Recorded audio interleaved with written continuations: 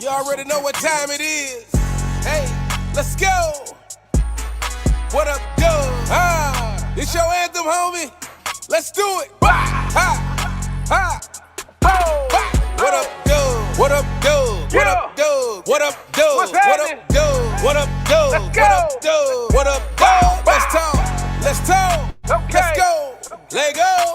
Let's talk. Let's talk. Let's go. This let go. What up, Doug? What up, Doug? What up, Doug? What up, Doug? What up, Doug? What up, Doug? What up, Doug? What up, Doug? Let's talk. Let's talk. Let's go. Let go. Let's talk. Let's talk. Let's go.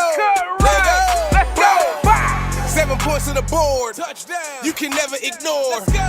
When we into the end zone, take a look at the score. Bryce Young out here throwing dots. O-line out here holding blocks. We too real, no Photoshop. Just a few things that Doug talk about. What up, Doug? When they see it in public, they showing them love. Uncle Quan, what's up? Panther Nation, it is time to go up. Really in the field capturing, acknowledging players who talented. Doug is bringing the analysis. The defensive beats when they tackle it. The front seven rush got them panicking. The pressure's too much, they can't handle it. You coming to Bank of America Stadium, this is where it get challenging. You hear this song, it's time to tune in and turn it up. You gotta turn it up. If you listen and say it what time with me is, we all repeat and we scream. What up, Doug? What up, Doug? What up, Doug? What up, Doug? What up, Doug? What up, Doug? What up, Doug? What up, Doug? Let's talk. Let's talk. Let's go. Let go. Let's talk. Let's talk. Let's go. This let go. What up, Doug? What up, Doug? What up, Doug? What up, Doug? What up, Doug? What up, Doug? What up, Doug? What up, Doug? Let's talk. Let's talk. Let's go. Let go. Let's talk. Let's talk. Let's go. Let go. Let's go. Shout out to my man, what's up, Doug? Make sure y'all tune in and tap into his journey and everything that he's doing. Carolina forever, Panther Nation. It's go time, let's go. What up, Doug? Bow, bow. What up, Doug? Bow, bow. Let go.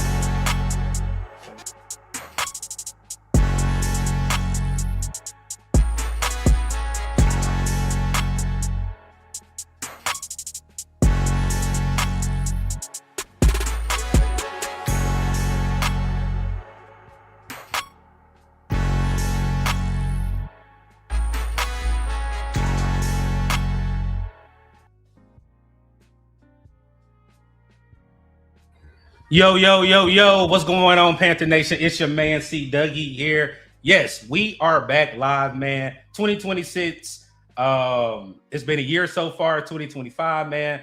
The guest that we have on, man, it has been a 2-year journey for both of us to definitely get with each other. A lot of people have been atting at us about a couple players we've seen. So here is the lie that we are finally glad to be able to bring not only to Panther Nation, but also NFL teams as well, for a couple players that have caught our eyes throughout the Senior and Shrine Bowl. So let's go ahead and bring on our guests. We'll go through, how the show gonna go today. But again, happy Sunday. Go Tar Heels for all the Tar Heel Nation out there. Go to hell, Duke. You already know what the saying is, man. I see him laughing behind the camera. Let's go ahead and bring him in, man. The real ball watcher is in the building, man. Tell the people what's up, man. Yes, sir. What it is, man. It's the real ball watcher. Grab your binoculars. Y'all know what it is. Tar Heels up, baby. All day. That matter. This is our Super Bowl. You feel me? All day. This is our Super Bowl. We up, So what up, y'all? Like you said, it's been a little minute. We've been trying to get this set up for about 2 years, and we finally locked in for y'all. So hopefully we keep this, going forward. We can keep, locking in, getting together, and give y'all some great content. Yes, sir, man. So like I said, real ball watcher. We talked last year. We were like, hey, let's go ahead and try to link up this and that, and then it never happened. So I was like, we knew each other. Again, if you guys don't know, we've been to Shrine Bowl 2 years. This is our last year. We're going to the Senior Bowl next year. Just dropped that nugget. I told Real Ball Watcher we'll definitely try to collab, and we both can link up next year. And he covers the Senior Bowl, but a lot of people have been asked about prospects, and I'm like, bro, let's go ahead, bring the people what they want, do a show, talk about a couple of prospects that we possibly both know, and let's see if it matches up with the Panthers talking to them at the Combine. So that's the reason why we bring you guys this little pregame show before the Super Bowl, man. For me, on my end, guys know 100. I think it's 160 some days till the big day, man. But again, I'm still gonna be here doing mock drafts. We got a couple of beat writers that's gonna come on, and also a couple of players this year that we've actually been able to meet with. They said that they'll definitely come on the show, tell us about their journey and everything. So definitely stay tuned for that, man. But for those that do not know Real Ball Watcher, go ahead and tell them who you are, where they can find you out, etc., man. And definitely tell them how your experience was and has been at the Senior Bowl while I go through these comments. So yeah, man, like Doug said, I've been going to the Senior Bowl that was my second year that just passed. Never got to make it to the Shrine myself. I'm trying to eventually get there. But I've been close watching guys, scouting at the Senior Bowl, interviewing guys, seeing who the Panthers met with. If you're looking for the content, man, we do film evals on Panthers games. We do film evals on draft prospects.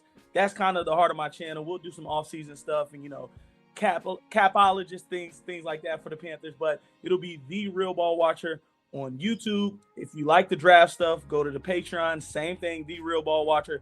You can join for free, or you can pay for the evals. We do both free content and evals over there. On Twitter, it's THARBW. That easy. So if you like film breakdowns, clips, things like that, I'm your guy. But yeah, man, it's like I said, it's been a good little journey. I'm excited for this off season. I'm excited for this conversation. So it is what it is. Let's get into it. And then Panther Boy, I appreciate you. Go ahead and posting the live, man. Definitely appreciate that. So how we're going to do it, we have 6 prospects we're actually going to talk about. But then what we're also going to do is we have honorable mentions, and then we'll close it out with 2 mocks, 1 no trade and 1 straight up. So if you have a prospect that you'll like for us to talk about, look at, put it in the chat. If you want to super sticker it or you want to cash app it, whatever, we do that. We do not. That's not mandatory over here. We do it for you guys. So again, if there is a prospect, definitely write it in the chat for us. We'll definitely get into it, man. So RWB, what do you want us to start with? Because you know the 6 prospects we got, man. Where you want us to start with? We can start with the offensive line. I think that's kind of an underrated need for us. A lot of free agents, some injuries. So it's kind of something that I've been focusing on, especially when I was at the Senior Bowl. So we can start there. All right. Do you want me to go with my guy or your guy first? Show, man. You go ahead and take it away. And Shrine Bowl was first. So chronological order, it only makes sense.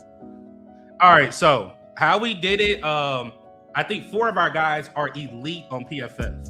That's one thing that I definitely try to pay attention to this draft season. I wanted elite players, versatile players. And some of the guys we're going to talk about definitely going to drop off the board. And I hope you guys are taking notes that are watching. Definitely look at a couple of these names and be like, okay, I might put this person in the mocking, etc. And all these players also met with the Panthers as well. So, like you said, let's go ahead and get into it, man. And then, hey, shout out to my co-host Uncle Quan. I don't know if he in the building. I know he got something. I had to cue that background noise. He's like, Doug, you didn't play no background. So I definitely had to plug it in, man. All right, so our first one is Brian Parker II. Yes, he is from Duke, but like I said, Carolina on top right now, man. But the title for him I like for this is a swing tackle becomes an inside dog. We'll go with his pros and cons, and then we can, really dive into it a little bit more. Very good quickness, shows great burst and agility. His PFF grade, people, I need you guys to listen to this. Run blocking was 83.9. Pass block grade is 83.4. Effective run zone blocker gets to the 2nd level. And he played offensive tackle at Duke, but during the Shrine Bowl, he was rotating between guard and center. Cons for him: below average arm length, probably why the move inside for being an offensive lineman, and needs more mass to have square power going against the front 4 of a defensive line. Brian Parker, for me, just his numbers come off. That's the number one thing. Whenever I was looking at certain players I wanted to talk with, get a better eye on, that's when you're elite and you're blue across the board on 2 categories. I was like, okay, let me look at it a little bit more. Whenever I arrived, I was thinking that, hey, he will be at the tackle position. Lo and behold, he was inside. And I'm like, how's he playing inside? And I'm thinking he was going to play tackle. The reason why he's playing inside because he feels like his skill set is better for him playing inside. But we have an offensive lineman that sounds just like him in Brady Christensen, whose arm length was not the correct arm length, but still was able to play tackle and also slide inside and play center. For me, he said that he feels that if they need to play him at tackle at the next level, he's definitely able to. And I could play the interviews. The interviews would not matter because I don't have real ball watchers interviews. But in one of his clips, he said, if they need to play tackle, I'm not going to sit there and say, oh, I'm only playing inside. He's very versatile.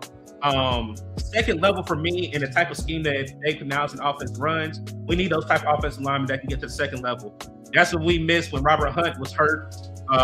Damian Lewis, he's been hurt, but he's been consistent. Run to the second level. Icky, great in the run game. You have these type of blockers that run in the second level that we definitely need here. And for me, I feel like Brian Parker II is definitely a key cog. And we also said that we project him to go out the board anywhere between the second and third round, man. So I'm gonna let RWB go ahead and speak, and then we'll go and canter back and forth, man. So how you feel about Brian Parker, man? So I watched a little bit of him kind of going into this because I had a couple Duke fans let me know that's their guy. He was pretty good. I liked him though. I think he could be that, like you said, Brady Christensen, good for him.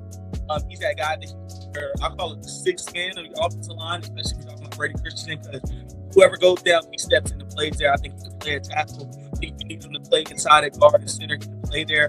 He has really good feet. He has really good hands at the point of attack. And the thing when it comes to playing tackle, it does matter. Yeah. But if you're polished enough with your fundamentals with your feet, not exposing your chest, you can mitigate that. That's why guys like Rashawn Slater are still good at tackle. That's why even Brady Christensen, he's still pretty good at tackle because, let's keep it frank, playing inside doesn't negate your arm. Because even when they talk about missed tackles, they still kind of mention arm length when it comes to them because it's getting to the point of attack first. So it still matters. But with somebody like Brian Parker, he has really good feet. And I think he'll be able to mitigate that at the next level. But I like him, though. I like playing inside or being that swing tackle position if we need him to play there. I'm texting you in the back channel. Check the private chat. Gotcha. Yeah, I mean, like you said it, and then who asked the question? Again, if you guys have any questions about these particular players, definitely let us know. Yes, this is a replacement for K Mays. I'm not gonna steal our RBW's shine because the next player actually plays that position, but we're looking at players that are versatile and can fit needs. The thing of it is too, as well, is you got Ike Kwanu, who's going to be out right now. Robert Hunt should be back. We don't really know what Brady Christensen health status is going to be. And then are we going to bring back Austin Corbett? Again, he can play any position across the line. Again, like I said, the pro. Let me take the comment off. And appreciate you, Monet, for that comment, man. He's effective run zone blocker. But also, like I said, his run grade is an 83, and his pass grade was an 83. But this is only at the tackle position. But again, I'll say it. Shout out to Mike K. Mike K was out here. He looked great at the Shrine Bowl. And again, this is his first practice or even playing time in front of scouts where you're trying to get your stock up and you didn't go to your natural position. You said, hey, let me go ahead and try this position out in front of you guys. Yes, there's a player that he went against that we'll talk about on the defensive line, but he held his own majority of the time. The thing that's going to be important is when it goes to the combine. How does he look at a tackle? How does he look at a center? And also his measurements. If his measurements are off, then absolutely I understand the move on the inside where we can use him. Again, if we let K Mays walk, where I'm hearing traction and news that K Mays be looking for a payday, are we gonna go through a higher or lower? We're gonna pay you this, or we're gonna stick to our guns. And hey, if you're not don't want to meet us here, then you just gotta walk. So for me, I really feel like Brian Parker does not only fit one, but also possibly three positions. That's tackle, guard, and center. If we're looking to get an offensive lineman that high, man. What you got, RWB? Is my mic better now? You can hear Yes, it? sir, it is. Okay, gotcha. I had to make sure. So for me, I think, and this is why I kind of started with, I think this is the underrated need. We are the third highest paid offensive line in the NFL coming into this next season. We only have, I want to say, four guys under contract. Timo, Robert Hunt, Damian Lewis, Icky. Icky's most likely not playing this season. So in reality, we have 3 players on contract, and we're still the 3rd highest unit. So for me, I love K. Mays. I liked him coming out. I love this little redemption story. I love Brady Christensen. He played well coming in. I hope he's healthy. But you have to. It's almost a vital need for you to cheapen how much you're paying on that offensive line. If we were the highest paid offensive line unit in the league and we were also a top 3 unit and everybody was healthy, it would be no issue. But if we only got 3 guys under contract that can actually play next season and we're top 3 in the league, there's an issue there. So I think somebody like Brian Parker or somebody else that we'll talk about later in this video, whether it's that tackle, whether it's a center inside, we got to find a way to get cheaper. So you can't pay everybody. That's the moral of the story. If you guys want to pay a quarterback, you guys want to keep drafting elite skill position players, you guys want to keep Mike Jackson and JC together, you got to cheapen the contract split somewhere else. And I think offensive line is the first place you got to start. So I actually like what you said. So even though we did the draft projection on a meter of 1 to 10, how much of a need do you think an offensive lineman is in the first 3 rounds? Ooh, in the first 3, I'm probably gonna go with an 8.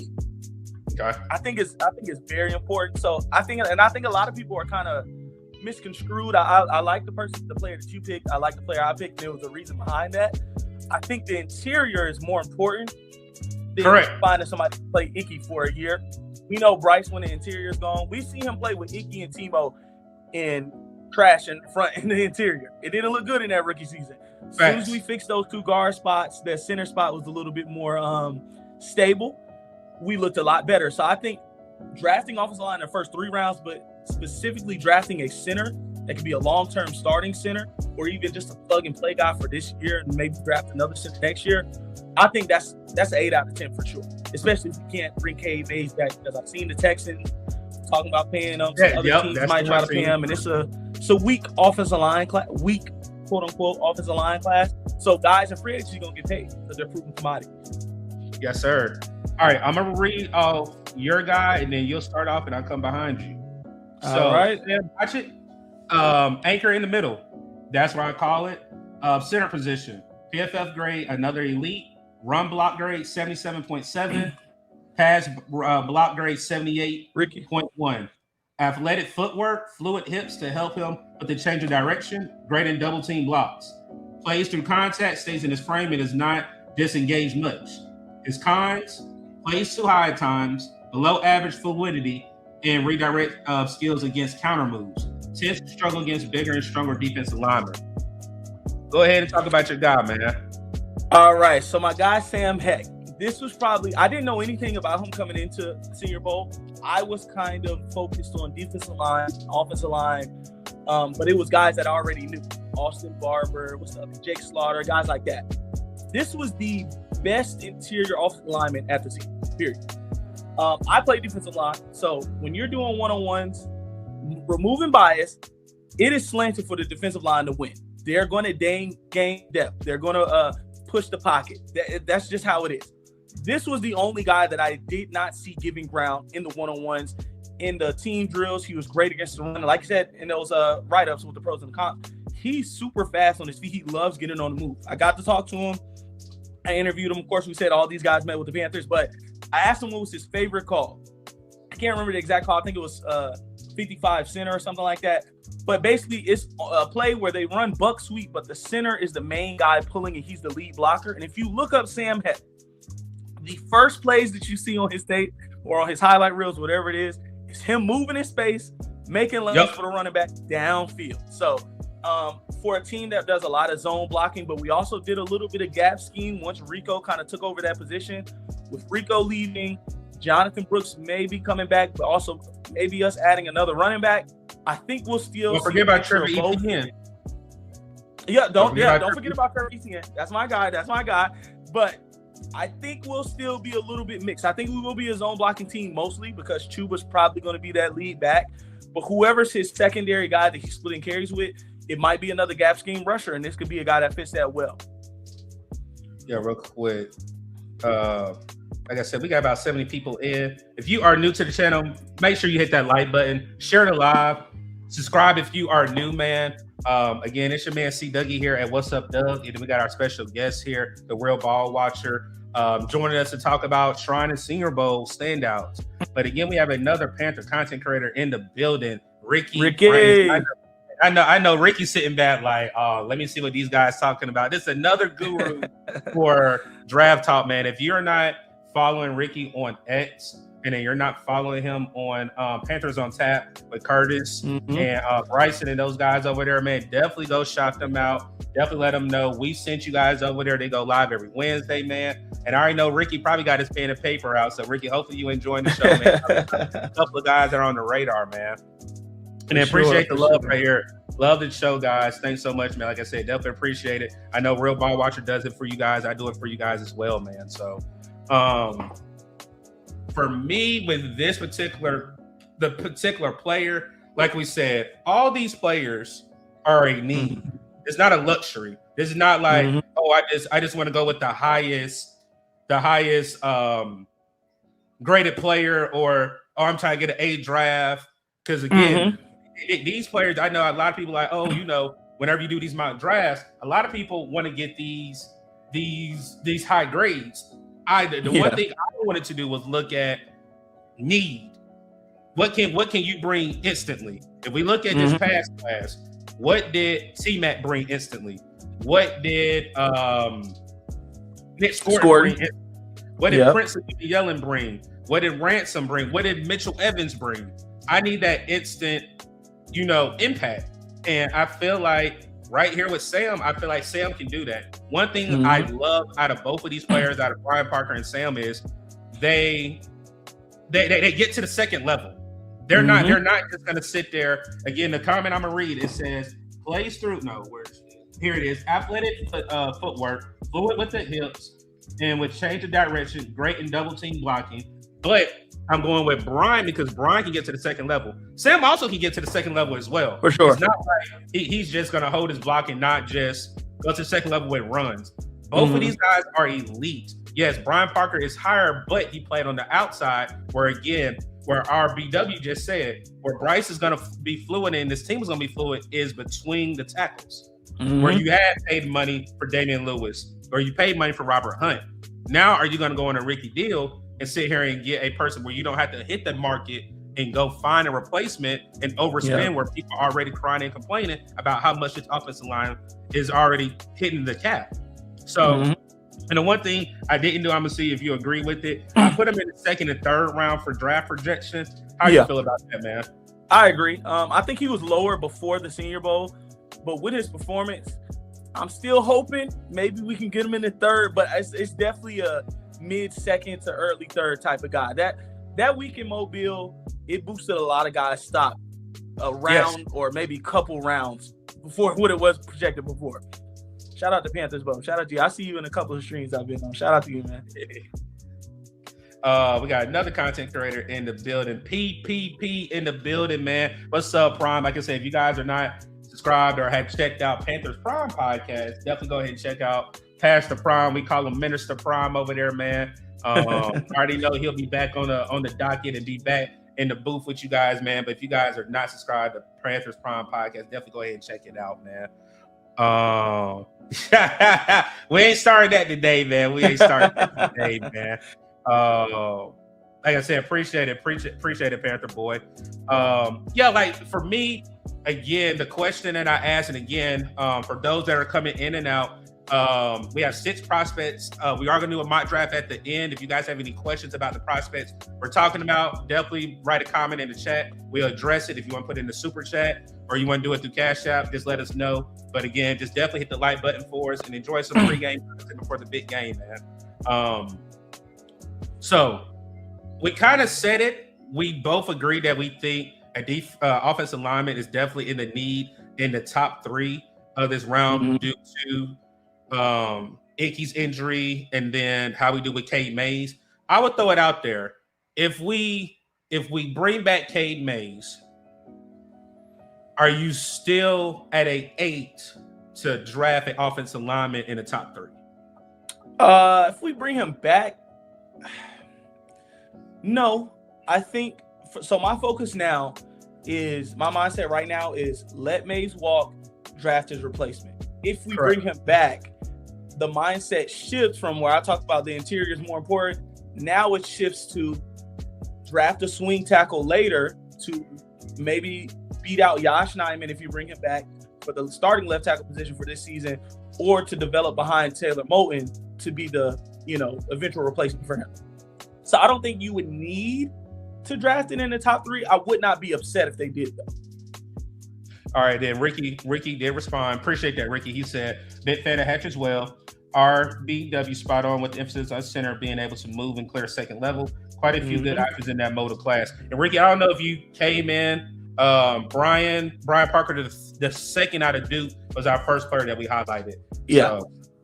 So, shout out to Ricky, man. Ricky knows ball. He's a good dude. Y'all go check out his content. I love Panthers on Tap. All those guys over there. And then Tree Richard said, this is a treat to see y'all collab with Super Bowl Sunday. Keep up. Like I said, man, y'all don't understand. This is 2 years in the works, man.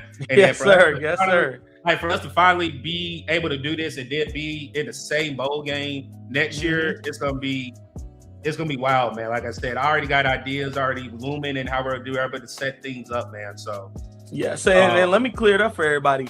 A lot of content creators I've been wanting to collab with. It took a long time. I was in college. I was in school when I first started. So we got our degree now. You feel me? So shout out to Aggie Pride, baby. Yes, sir. Aggie Pride. You feel me? So now I got a lot more free time, so I'm able to collab, get in front of the camera a lot more with these guys that I've been looking forward to. But like I said, it's been 2 years in the making, so we've been waiting to get this to y'all. All right, so do you want to go to the linebacker since we got numbers, or you want to go D lineman and we just let them wait? What you want to do? Let's get into the linebacker. Let's do it. Let's do it. All right. Shout out to one of the featured players on the thumbnail for today, Mr. Jacob Rodriguez. Undersized dog trending up. Again, like I said, we have 4 elite PFF players that we're going to talk about today. So the pros that we came up with is his PFF grade is elite, overall grade 93, run defensive grade is a 94, coverage grade is a 92. Shows legitimate sideline to sideline pursuit, violent hands at a point of attack, creates havoc as a blitzer with natural timing. Obviously his cons, obviously lacks the ideal height for a linebacker and below arms, and strength can cause him to get stuck on blocks. Coverage skills remains work in progress, tendency to freelance, lacks the overrunning routes. And we have him projected for the 2nd through the 4th round. This is one that I think we'll have more dialogue and then we'll go back and forth. For sure. Absolute dog. One of our honorable mentions, I think RWB would definitely love as well. For sure. But I think Rodriguez has definitely caught the eye of a lot of Panther fans. For me, his pros, like I said, his numbers are off the charts. But the thing that I love is you have a linebacker that's sideline to sideline. That's one thing that we have not had. That's one thing if you go back to when we drafted Trevor Wallace, we thought Trevor Wallace would be that. Trevor Wallace is not a bad linebacker. He's just not the green dot. To me, he needs to play outside linebacker and not be the main stand, the captain of that defense. The only thing that does hurt Rodriguez is his ideal height.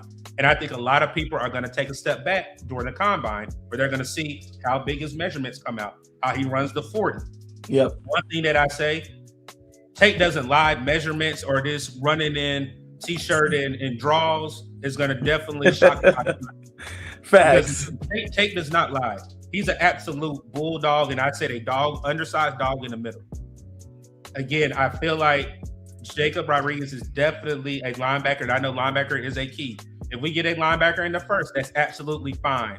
We're talking about players that are trending up that can possibly catch the Panthers' eye. We're not saying that he's the number 1 linebacker on the board, but we know that we need more than just one linebacker this year. So, like I said, I'll keep it there, and let me see where you go. All right, so I see some people in the chat Yep, that's what I was going to. That's how I was going to. I've seen some asking for his measurements. So he's officially at the Senior Bowl. These can change because they are off every year from the Combine to the Senior Bowl. It's a debate on who's wrong.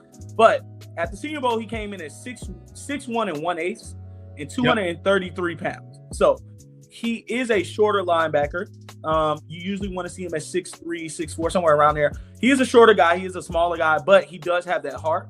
The thing I like with Jacob Rodriguez, his eyes. For me, the safety position and the linebacker position are two positions where it does not matter how fast they are. It doesn't matter how high they jump. Their eyes will bring them to the ball. The same exact thing happened with Xavier Watts last year. When I did his eval, I talked about how many turnovers he created, and sometimes it may look like luck, but when you create that many turnovers, it's more about the preparation for the plays and getting into the game than it is luck. And he was not a fast guy. I think he ran 4.6 or high 4.5. Yeah, it's a 4.6. Yeah, I'm about to say it was like a 4.6, something like that. He comes in as a rookie, tears it up, gets his multiple interceptions. Could have been in the running for Defensive Rookie of the Year because his eyes were so well. That's the thing with Jacob Rodriguez. He does freelance at times. When I interviewed him, I talked about him kind of opening up in coverage and doing a little bit different things, but it's because he knows the play is coming. I'm not saying he's Luke Kuechly, not saying that, but those clips of Luke Kuechly saying, hey, the run is going this way, it's going to be a sweep this way, or they're running this. I think he has that ability, maybe not to the Hall of Fame level that Luke had, but he's that type of player. Like I said, he's a dog. Go back to what Dan talked about, I want to say last year or going into the draft last year, he wants guys that can tackle, close the distance, has the dog in them and able to pursue, but also have coverage upside. And he has that. So I think he would be, even if you don't like him, I think just based off what Dan has said publicly, he's going to pique their interest at least somewhat. Correct. And right here, appreciate Austin Wright making that comment. He started as quarterback. And that's one thing, that's a fun fact that a lot of people probably did not know. Mm-hmm. For me, the undersized, and Panther boys, stay tuned. If you look at the thumbnail, you already know what safety I'm going to talk about. Like I said, just stay tuned for that safety talk, I guess I'm going through the chat. For me, let's talk about current roster. Yeah. Roseboom was not bad. I know Roseboom gave us a lot of heartache, but he was not supposed to come in and start. He was supposed to come in and be rotational. Facts. And then the thing for me is we have to understand what his role was. And then when you think about it, we gave him the green dot, and then he wasn't confident with the green dot. We had to give it to Trevin Wallace. So let's just talk about linebackers we have right now. Trevin Wallace coming off another shoulder injury and had surgery. Roseboom, if I'm not mistaken, I think Roseboom was a year? I think a year or 2 year deal. Shirley, I think it was a 1 year deal. Oh, so 1 year deal. Shirley is free agent. What's the South Carolina boy? Bam.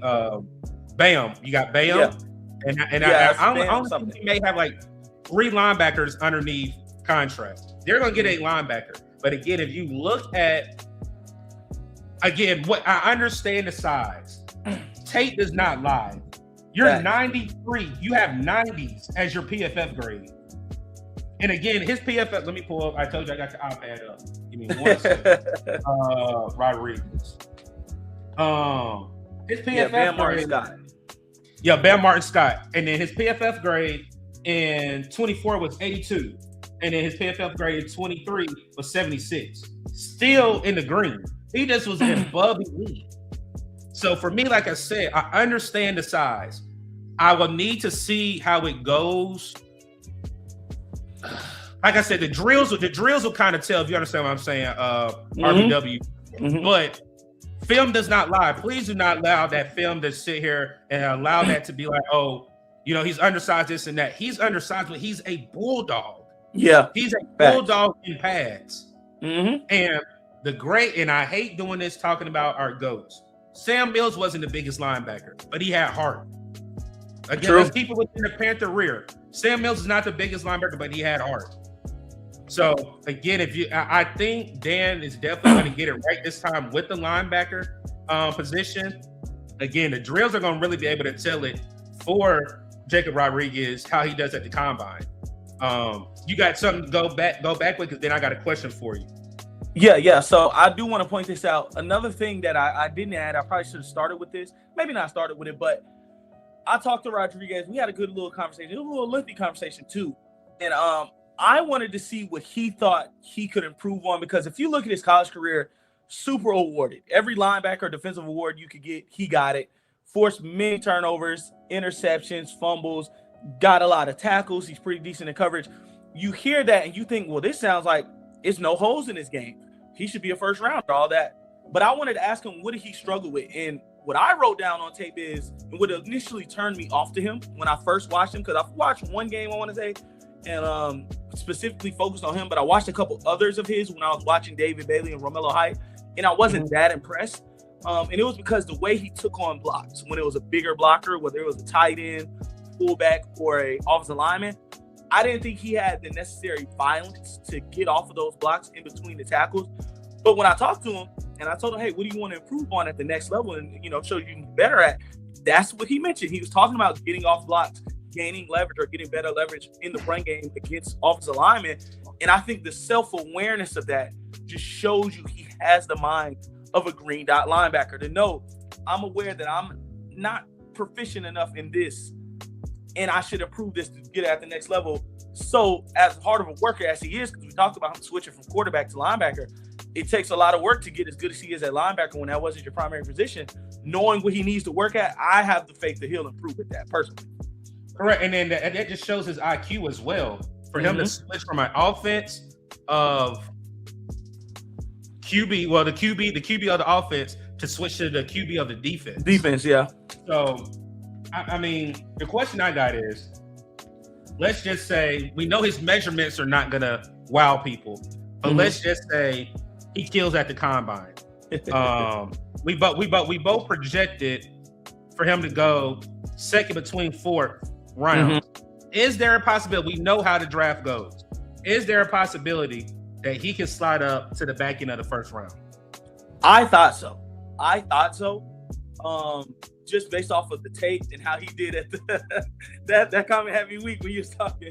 All right, look, hey, let me go ahead and play it for you, because like I said, you knew over here. So so anytime that we get a super chat or we sit here and get a new member to the show, this is the music that we play, man. With the hot plate,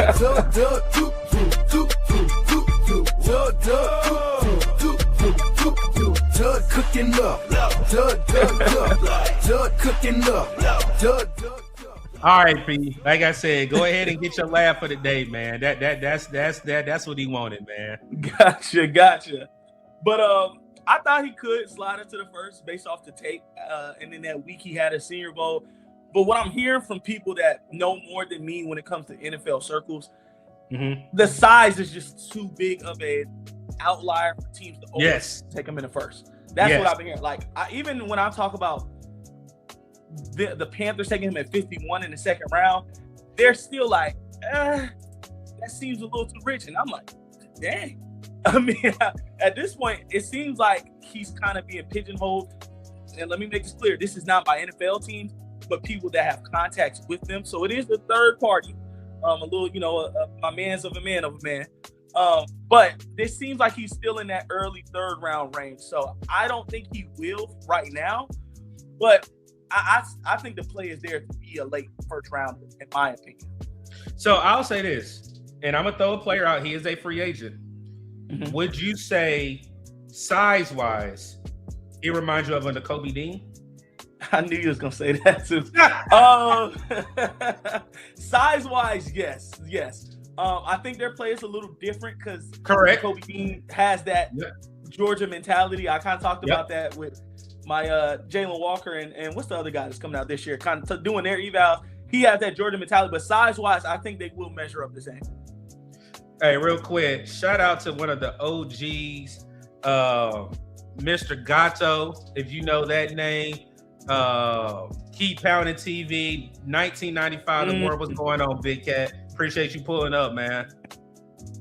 And if you guys have not subscribed over there too, definitely subscribe to 1995 The World. That is Big Cat's new channel for Panthers content. So for me, his ceiling is low second. His floor is bottom of the third. Yeah, I agree. Especially from what I'm hearing, I don't think that's what his tape says, but from what I'm hearing, I agree. That's the same. And like I said, right? Yeah, I mean the underwear Olympics is what's going to hurt him because again, he went to the Senior Bowl. I saw film from you and I seen it on TV. Had a forced fumble and had a couple other things as well. So again, for me, it's like, what really else can he do? Exactly. That's what I was thinking. I'm like, I mean, what else is it? He's awarded. He has great tape. I would say he forced 3 fumbles at the Senior Bowl. He forced 3 fumbles, had an interception. That's why when I left Mobile, I'm driving back. I'm thinking, yeah, I'm not gonna lie, we might have to end up taking this guy at 19 if we want him that bad. And then I get to talking to people a couple days later. I'm like, okay, it don't seem like his stock moved up that much. Like these other guys we were talking about earlier with Sam Heck and Brian Parker, where some guys moved up a whole extra round of where they could have been, or maybe 2 rounds. It don't seem like his moved that much. And then where I just saw, and appreciate PPP for that Cash App. He said definitely enjoying the show and definitely a great show. So I definitely appreciate you. Tony from Two Fans in the Stands. I think that's you, Tone. He said thoughts on CJ Allen. Do you want to get into it now, or you want to do it during mock drafts? Only reason I asked that, Tone, we're talking about players right now, but I don't mind talking about CJ Allen out of Georgia. I like him as well. Again, these are players that should be on the radar. They have talked to the Panthers, and we know that their stock is trending up. CJ Allen should not fall out the first round. If he falls out the first round, it got to be almost like a Larry Tonsil situation. He's got caught smoking weed or doing something stupid. Let's just be real. Yeah. For me, I understand him and Sonny Styles. Me personally, I would say CJ Allen. That is just me right now. Styles? That's me as of right now. As of right now, there's something that I see that hopefully during the combine, it will come out. I ain't gonna like I said, I'm gonna hold it. I'll tell you off camera, but I just feel like CJ Hill.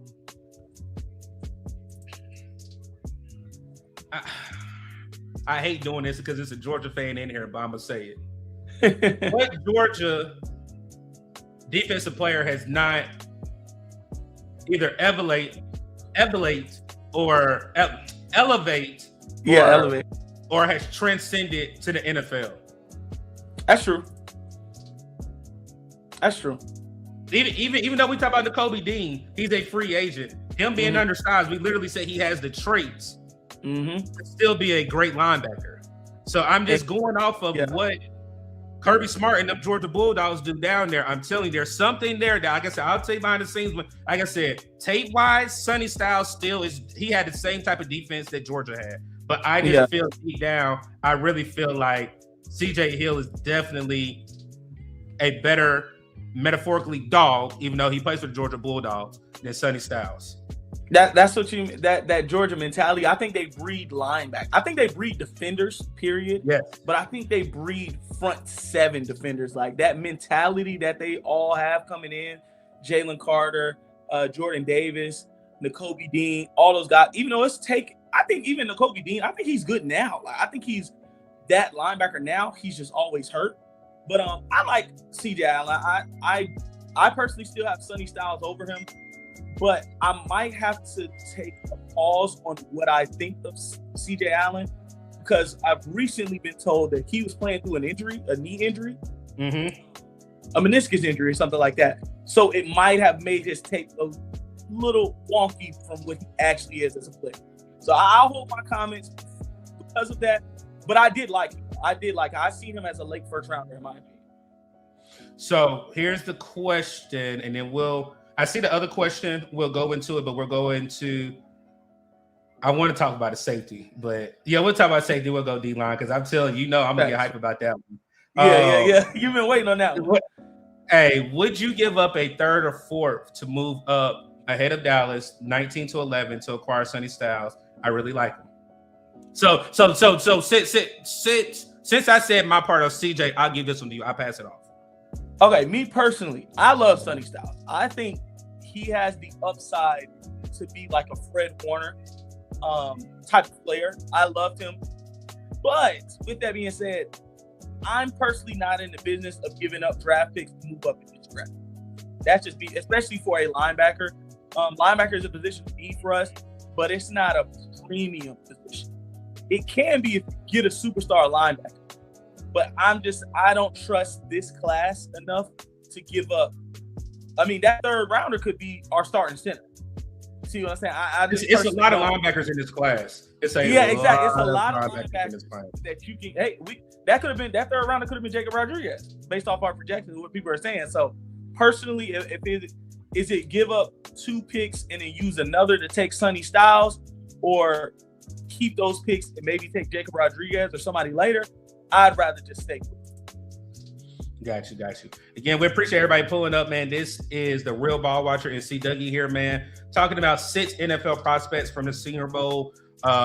Trending in the right direction, man. Appreciate everybody pulling up. I know it's Super Bowl Sunday. We really haven't talked about it. I know we'll talk about who we'll pick for today. If you don't already know, it's the great Drake May. I'm going with it. Ain't no slide. I don't care what Tim Darnold did. Hey, Tar Heels on top all weekend, baby. All weekend. Shout out Drake May. Shout out Drake. Fun fact, I actually played against Drake May in high school when we was playing that's wild. Football. Yeah, I know. He gave us the belt for sure. He gave us the belt. For sure, man. All right. So we did our RBW's highlight player of the thumbnail. This is a player, and I want everybody to write this name down. If you have not heard me, if you have not mentioned my Twitter, Jalen Husky out of Maryland, man. A versatile defensive back that whoever he goes to, he's going to be a bona fide dog. I can stamp it. I can definitely stamp it. Another elite player that I was able to talk with. If you have not seen the interview, head over to my ex, What's Up Dub 336. Also, we will have Jalen Husky on the show for a premiere after the combine. He'll come up, he'll tell us everything's going. And just like what we did, shout out to my guy Taj Brooks. We did an interview with Taj. Jalen said that anytime I need anything, he'll definitely come up if he can, time permit. So we got another person. Hopefully he'll be in that Carolina Blues so we can definitely have more interviews with him.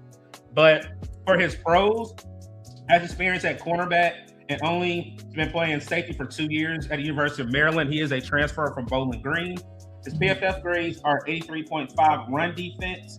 And coverage grade is 83.5. Run defense is 82.5. Takes great angles, sound tackler, man coverage, defensive back. His cons, not one of the bigger safeties in size. Double moves can get him at times. And did not really play a lot in the box, he said, at Maryland, meaning as blitzing. For me, Jalen just jumped off. Like, again, when we look at names and everything, he just jumped off. I said, I know we need safety, we need corner. Let me just look at Jalen. His numbers are phenomenal. And for him to also only been playing safety for 2 years, and he can be versatile and play nickel, corner, or safety. What team would not want a defensive back that can play 3 positions that you have injuries? Just look at the Carolina Panthers. We have J.C. Horn, who, again, I call 8 ball is lockdown. We never know what's going to happen. Mike Jackson came into the fold this year. Corey Thornton got hurt.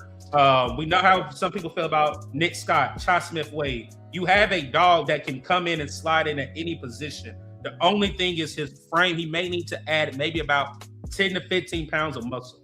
Other than that, jumps off right off the screen. Double moves, I feel like that's any safety. You just having dirty eyes. But when it comes to fixing, etc., I feel like Jalen Husky is going to be a underrated safety that a lot of people are going to be like, who is this cat, or why didn't we draft him? Also, in his interview, he definitely said that he wanted to show his versatility, that he is not just a box safety. He can play the field as well. But I also think that he can play nickel, where me personally, I feel like Cha Smith-Wade needs a little bit of competition behind him to basically have him, play better.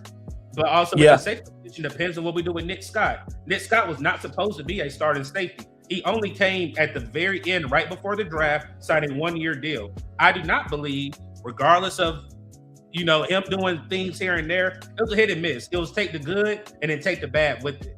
But I think if you bring in Jalen Hudson to go along with Trayvon Moore, and we still have Lathan Ransom, that's a 3 safety positions right there that I think nobody will be upset with, that we had those 3 guys at the back for in one of those holes in positions. What you got, man? Facts. So I didn't get to do a full eval on him. I plan on it because I heard his name a little bit before, but you really been pushing this guy. So I was like, you know what? Let me go watch. The one game I did watch, I liked what I seen so far. I like the versatility. Previously, he was not a linebacker. Previously, he was a corner. So he has the coverage chops to get into a guy's face and cover him if you need to. I want to say he had 11 career interceptions, so he does take away the ball. And I didn't see him miss any tackles from the one game I watched. I don't know if he, maybe that was just a great game, but from what I've seen, he was a pretty sound tackler. He has good tackling for him. So I think he's super versatile. Like you said, he can play all over the field. I didn't see him line up at nickel in that game, but think about his corner background, switching to safety. It would obviously be natural that he could probably slide inside. And with Charles Smith-Wade, I think the biggest issue with him is his size. Like, I think he's always there to make a play, but he doesn't have the arm length. He doesn't have the height to go make a play. And also in the run game, he's just not strong enough. I think you take Jalen Husky and you move him inside on run defense downs, or you move Lathan Ransom down there into the nickel on run defense downs and use Jalen Husky and what's our other guy, Trayvon Moore, as your deep safeties. I think that makes your secondary locked down. Personally, that's just me. So I think this is Panther Throw. I appreciate the comment. I'll read the comment and I'll give you the update. Deep Sleeper, Red Mordog, Buffalo. He broke Khalil Mack's record for tackles for loss and forced fumbles. I hope he gets an invite to the combine. Have you seen him? If I'm not mistaken, he was here at the Shrine Bowl, but he was in a boot, so he did not practice. He did not. I was going to say I heard of him too, but I didn't see him at Senior Bowl or anything. So I was wondering. No, he was at the Shrine Bowl. Yeah, he was at the Shrine Bowl. He did interviews and everything, but he did not play. He was in a booth the entire time. Yes, that's the update on that one. So for Jalen, I have projected 2nd and 4th. But what's going to help Jalen is the combine. What I mean by combine is 40. Because again, like I said, he's not the biggest safety out of this group. But again, the one thing that I like that you said, his missed tackle rate is elite 2. You would guess what number you think his missed tackle rate was. And missed tackle rate, people gotta understand, it's supposed to be high. It's not that's kind of high. It's 10.6%. That's good. That's great. It's elite. And then his average depth for a run tackle is 10.6. Okay, yeah, that's great then. Like I said, elite across the board. Will give you quick numbers from 2025. His overall grade was 83.6. 2024 was 71. That's when he transferred from Bowling Green to Maryland. But then when he played at Bowling Green, his last year at Bowling Green, it was at 83.1. So I'm telling you, like, if there's a name, again, take all these names that we say, but if you have not looked at a particular safety, please check out Jalen Husky out of Maryland. I'm telling you, he's very versatile. Again, most of these players that I'm looking at this year, can you play more than one position? Meaning, again, like I said, you can play nickel, you can play safety, you can play corner. Just like we talk about the offensive lineman. With Brian Parker, he can play inside and out. I really feel like Sam Hodge can play either guard or center. Yeah, I'm about to say he can play both interiors. No, he can play both interiors. So I do like the thing about Husky that you mentioned. EJ plays a lot of safeties on the field. Like, I think sometimes we forget that, but in Denver, the basis of his defense is the defensive backs. So having somebody that can move around and shift up towards the line of scrimmage, shift backwards, that's very important and vital towards that defense to get it to the potential that he wants it to be at. I know we haven't seen it yet, but this is part of getting him his players to reach that ceiling for his defense. And that's the only thing that I think they may not pick him, is because when you look at the the blitzing part. Mhm. Maryland didn't really utilize him as a blitzer. So we know how Evero loves blitzing corners and everything. Not saying he can't do it, but yeah, he just didn't get used a lot. It's not on the film to show that he can actually blitz. But then you got to think Nick Scott's on a 1-year deal. We didn't blitz Nick Scott that much, so you could easily just slot him in there, and that's already an immediate upgrade. Yes, sir. And you could just play Latham Ransom more, who is a blitzer, who's been used as a blitzer. Morg's been used as a blitzer. So I wouldn't say it takes him off the board yet, or that's like a deciding factor yet. But it is interesting to think about at least, because you got to think about what role they will play in our defense when you look. Correct. And shout out Eternal 252 said, shout out to them Tar Heels. Love that hoodie. Absolutely. Sir. I knew what I was doing. I got plenty of what's up, Doug gear. I said, oh no, sir. Oh, yes. No, sir. That's it. Shout out to them Heels, man. I don't care. We only led for 0.4 seconds, man. All the junk talking, Duke fans talking about, I'm going to tear it. Like I said, this ain't even Panther content. We haven't beat them in 700 days. We going in the past now, people. That's how I know Duke, D-O-O-K, not D, whatever you spell it the right way, are sore losers. Like I said, we've been taking them ass whoopings. Y'all take y'all ass whooping. We'll see y'all in Durham. We'll see what happens, man. But right now, Carolina on top. The real Carolina, the real blue. That's all I got. Exactly. Hey, what matters is not how long or when we took the lead. It matters when it hit 000, there was a lead for one team, and that was the Tar Heels, baby. That's the only thing that matters. Yes, sir. The only thing that matters. All right, let me see what he said here. Nick Scott leaving, DJ Wanham leaving, Pat Jones got a broken back. Prince said development. We need to wait first round. Yes, like I said, we're not saying they're going to take these people in the first round. These are players that are trending up. Like I said, when we do the mock draft, we may try to go around the people we're talking about, but we're not saying, oh, go draft this person. Absolutely not. Like we just sit here, we just talk about Sonny Styles and CJ Hill. You're not going to go over them to go get Jacob Rodriguez. No. Yeah, exactly. Like, matter of fact, I think all the guys we discussed so far have been day 2 guys so far. I don't think we've had anybody that's projected as the first round. So I will say this, and this is one thing I need people to understand too. The draft is not won in the first round. The draft is not won in the first round. This is us doing work to show players that they need to keep on the radar from 2 to 7, not just talking about right now. So that meat and potatoes of the draft is always from rounds 3 to 6. You go get you some starters, some guys that slept on. That's what wins you Super Bowls. That right. From round 3 to 6. Because second round, it is important, but a lot of that is guys that fell out of the first round. You're just, this guy's here, BPA. So it's a lot easier to pick from the first round to second round.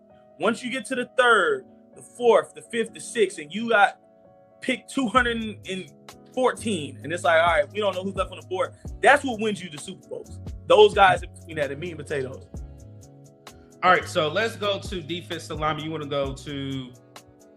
I'll go to your guy first, and then we'll close it with the guy that went to both, and then we'll do honorable mentions. All right, gotcha. So Caleb Banks out of Florida, versatile D lineman, chess piece. Pros, combination for his size and length, athleticism, and quickness will be a challenge for any offensive lineman in the league. Can line up at any position on the defensive line. Natural power at the point of attack with bull rush, forcing double teams, freeing up linebackers and other rushers. Cons, pad level can use help at the NFL level. Tackling techniques needs improvements. Too many missed tackles trying to arm tackle. And I hate that. For his size, you should not be arm tackling anybody. And the last one, misdirection and complex blocking schemes can cause concern. All right, RBW, go ahead and start us off, man. So this is a guy where I'm not even that big of a fan yet. So this lets y'all know this is strictly based off what we saw at Shrine and Mobile. I'm not even the biggest fan of this guy, but he was dominant down there.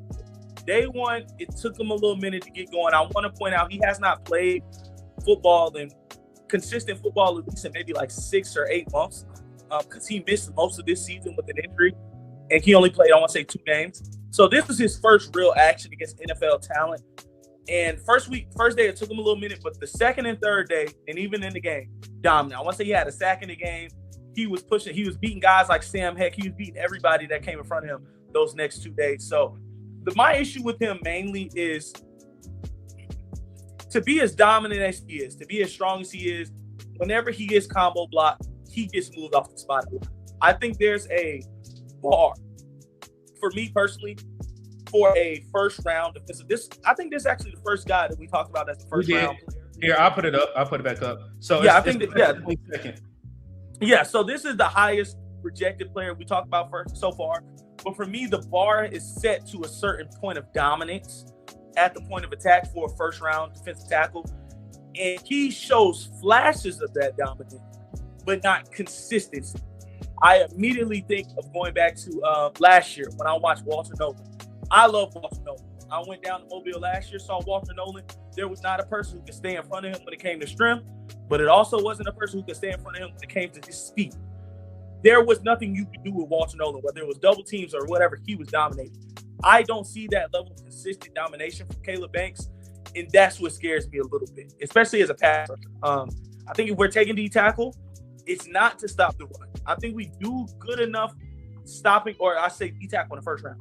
It's not to stop the run. I think we do good enough with the guys we have that we don't need another run stopper in the first. We need some interior pressure if you're going to be a first round guy, and I don't see him consistent enough as dominant of a pass rusher to be in the first round yet. But I do like what he shows as flashes wise. And then Panther Throw definitely said again, Banks is not seen consistent. He flashes big, but seems like he does not show up for many other times. And that's and right here. What's going on, Bill Collector? I definitely see you in a couple spots, man. Definitely appreciate you pulling up. He said, not to sound smart, but arm tackles is very important now because you can't tackle with your weight. It's harder on the defense. We're not talking about the quarterbacks. We're talking about like linebackers, like when he's in the screen or in the area. Rather than him like focusing in, he'll just try to arm tackle or put his arm out. He's not exactly using his size to basically move. It's like, oh, let me just throw my arm out. He's not actually engaging into a tackle. So think about how Derek Brown tackles. It's violent. It's always violence. When you're just, as a defensive lineman, former defensive lineman, when you're just throwing that arm out, it's kind of like I hope I can get him versus I'm ready to put some punishment on somebody. And that's kind of the mentality you need to play on the interiors or in the trenches, period. You got to have that violent mentality. Yes, that's exactly what we're getting at. So, like, again, like Real Ball Watcher said, Caleb is the highest player that we projected. I do agree that he definitely should go in the second because the injury, the inconsistencies, a lot of people are going to be wowed by his metrics. And this reminds me of what's the guy? Let me come camera up real quick. What's the guy that went to the Bengals? Shamar Stewart. Yes, from Texas A&M, correct. Yeah, Shamar Stewart. Yep. The same as that thing. He sat out there, held out, wanted money, didn't look to par, and then what happened? Measurements were good. But again, that tape is what, again, everybody was wild by his measurements at the combine. Going back to Jacob Rodriguez. Yes, his measurements are not going to show, but on tape, this man is a dog. The only thing that helps Caleb Banks out is he can play multiple positions across the front line. That is going to help him because he can play both techniques and he can play DN. So that's the only reason why he may go in the first round. But we're just going off of what we've seen on tape. He will be a high second round pick. Yeah. I agree. I think Shamar Stewart is the perfect analogy for him because neither were that productive. I want to say Caleb Banks, just thinking off the top of my head, I think the most productive season he had was not this past year, but the year before. I think it was only 3.5 sacks, which isn't that crazy for a defensive tackle. But I want to say 2.5 came in one game. So outside of that, you're getting 1.5 or one sack for the remainder of the 9 games. And sacks aren't everything. Pressures are also more important. But there is a bar that you have to reach when it comes to tape, when it comes to athleticism, and when it comes to production to be a first-round player in my eyes. And that's why I wasn't that high on Shamar Stewart last year. And it's probably why I'm not going to be that high on Caleb Banks this year. Yeah, and like I said, that's the only thing for me. It's the hype. It's the hype. That's exactly what it is. It's the hype for it. And then here, Peter, I appreciate you. Anybody want to write comments? Again, if you have a player that you want us to look at, talk about, write it in the chat, send it through a super chat, send it through a super sticker, whatever. Like I said, we definitely appreciate everybody pulling up. before the Super Bowl, man. He said, I'm a Mizzou fan. I love Brian Young. He got a DUI at Christmas time, so he may slip and be a 4th round pick.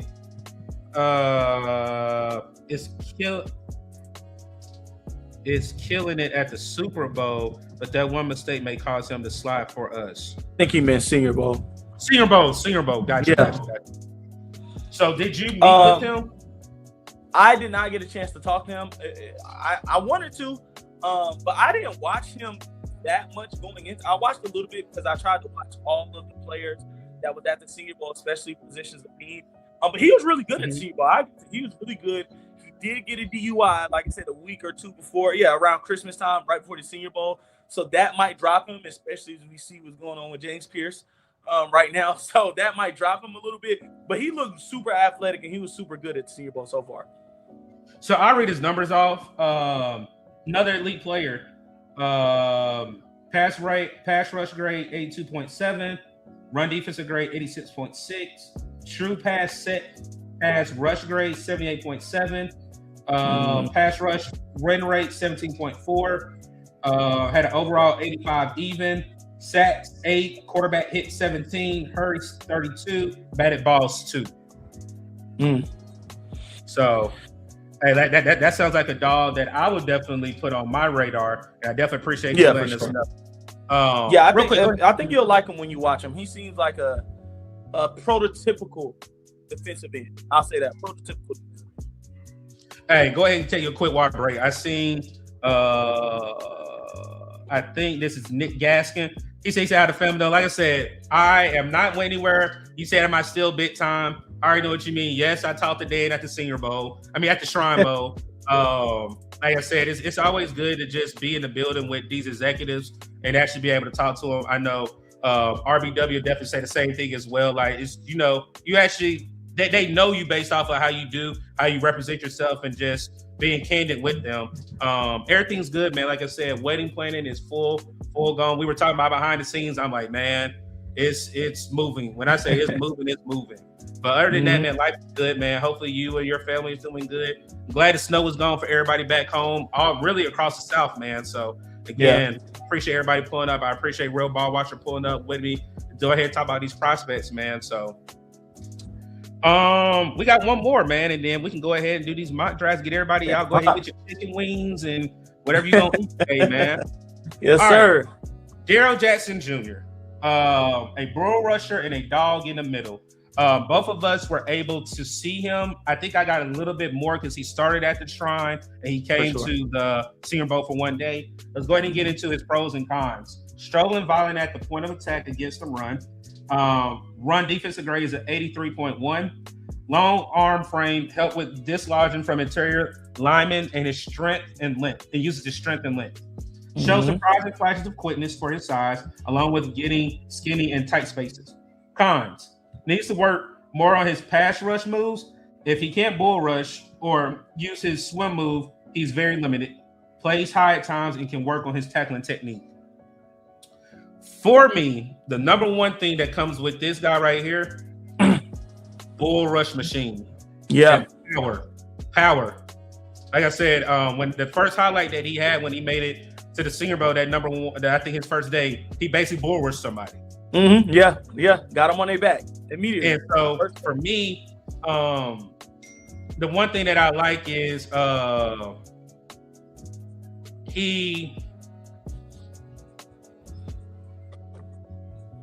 say it. I have a feeling if we do not get him, he will be in the NFC South.